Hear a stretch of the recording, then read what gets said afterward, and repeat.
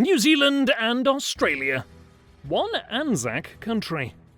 What do Russell Crowe, Wi-Fi, AC/DC, Great White Wine and the All Blacks have in common? They're all from the same country. That is, if New Zealand becomes part of Australia. Some people think it's only a matter of time, while others think it'll never happen. However, for two countries that share so much, it's easy to imagine this one day becoming a reality. In fact, in 1901 it almost did. New Zealand was actually part of the colony of New South Wales from 1788 to 1841. It then became a separate colony, but representatives from New Zealand regularly took part in discussions to form a federation of Australia that eventually took place in 1901. Australia invited New Zealand to join the federation. However, New Zealand declined. There were several reasons. Firstly, the distance between the countries was deemed to be too far, as it took at least 1 month by ship. Furthermore, New Zealand's biggest trading partner at the time was with the UK, and they saw no real advantage to be gained from joining Australia's federation. If anything, Australia was a trading rival. A further reason can possibly be attributed to cultural snobbery. There were those amongst New Zealand's upper classes who wanted no part in being linked to Australia's convict beginnings, and maybe saw themselves as being of superior stock. And so the two countries went about forming their own governments and establishing their own place on the world stage. However, New Zealand and Australia were soon famously bonded in 1914 during World War I, when they formed the Anzac Corps to fight with Allied forces, most notably in the Gallipoli campaign in Turkey. ANZAC stands for the Australian and New Zealand Army Corps. Every day on April 25th, both countries pay their respects to the people who fought and served under their country's flags, and the Anzac bond is very much recognised by citizens of both nations. However, it's not just Anzac Day that these nations have in common. The similarities in culture, values, lifestyle and history are so close that it's easy to see why many have argued for a merging of the countries. Geographically, they are closer than you might think. For example, it's faster to fly from Melbourne to Auckland than from Melbourne to Perth. Both Australia and New Zealand were colonised by Great Britain, which is represented in their almost identical national flags. Australia has an extra 7-pointed star, which represents each state or territory. The two are multicultural countries, with the major ethnicity being from European descent. A large portion of both populations comes from Asian countries, including China, India, Vietnam, and the Philippines. The main ethnic difference lies in the indigenous people from each nation. Australian Aboriginals and New Zealand Maori are the original inhabitants of their respective countries. Culturally, Australia and New Zealand are very alike. Popular culture, such as music, TV, and film, is very similar. Aussies and Kiwis enjoy outdoor lifestyles, and both countries punch above their weight in international sport, considering their relatively small populations. Sporting tastes are influenced by their British origins, with rugby, soccer, cricket, and netball being amongst the most popular. Teams from New Zealand compete in Australian national competitions, not unlike Canadian teams entering American competitions.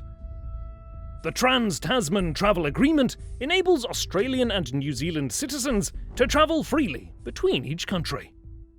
No travel or work visas are required, and permanent residency is granted after a 5-year stay.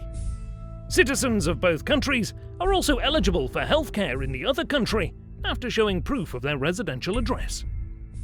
As a result, there are now about 560,000 New Zealand-born citizens living in Australia. That's almost 15% of New Zealand's population. This is understandable, as there are larger cities and more jobs in Australia, with the average salary being higher than in New Zealand. On average, Australians earn about $63,000 per year, while the New Zealand average is around $53,000.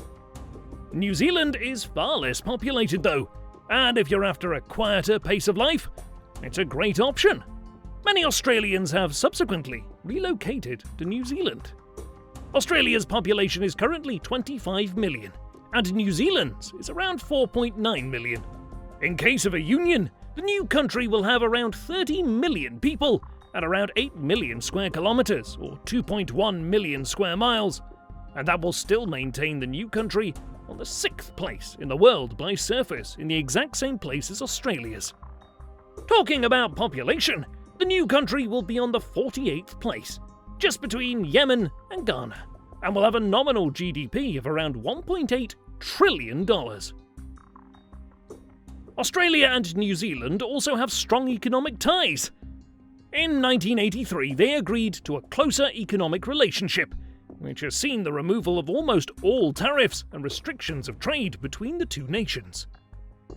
This comprehensive agreement also recognises the qualifications of skilled occupations, which allows free movement between the countries for job seekers.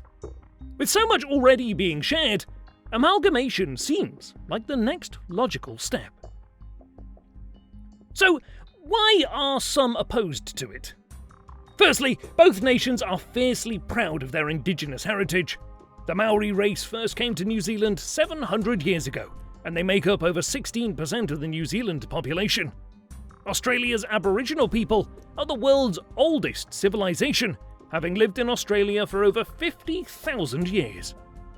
Both cultures have a sacred place in their respective countries, and yet some are afraid that merging the two countries would see these cultures lose their uniqueness.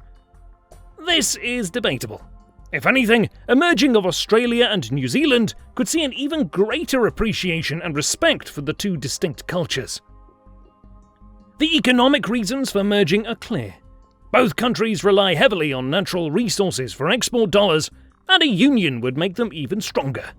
Australia is a major exporter of raw materials, such as iron ore, coal and wheat, while New Zealand is renowned for its agricultural output of dairy, meat, wool and timber products.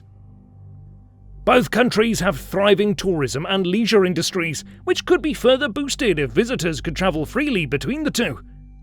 Australia's fourth biggest export is tertiary education, which is also fast becoming a lucrative sector for New Zealand. The two nations are big magnets for students from developed Asian countries, including China, South Korea, Taiwan, and Singapore. The Tasman neighbours are all too aware of the dangers of being overly dependent on natural resources and have been focusing on developing their service sectors. Healthcare and finance are now burgeoning industries in Australia, which would serve New Zealand well if the two were to join. Australia would welcome New Zealand's strong sense of entrepreneurship, which no doubt comes from being a small nation, having to take risks in order to stand out and move ahead. A further incentive for New Zealand to merge with Australia is the increased security it would bring. Australia is the world's 12th biggest military spending country. Both nations are looking to increase security investment given global tensions and regional insecurities in the Pacific. If New Zealand was to become part of Australia, the benefits of using the same currency and passports would be hard to argue with. Changing the flags would only require a few tweaks. Perhaps keep the red New Zealand stars and the Australian Federation star.